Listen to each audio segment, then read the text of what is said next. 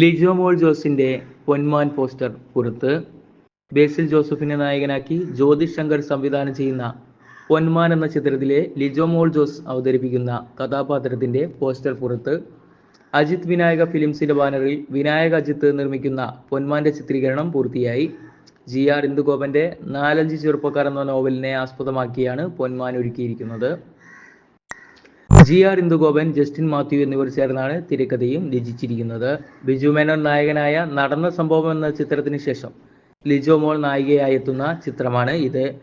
ബേസിൽ Joseph, Lijo മോൾ ജോസ് എന്നിവർക്കൊപ്പം സജിൻ ഗോപു, ആനന്ദ് മന്മഥൻ, ദീപക് പറമ്പോൾ, രാജേഷ് ശർമ്മ, സന്ധ്യ Rajendran, Jaya Kurup, Reju Sivadas, Lakshmi Sanju, Manju Anchal, Vaishnavi Kalyani, Anand നെച്ചൂരാൻ, KV കടമ്പാടൻ, Kiran Peethambaran, Mithun Venugopal, Shailaja P അമ്പു, തങ്കം മോഹൻ എന്നിവരും പ്രധാന കഥാപാത്രങ്ങളാണ്.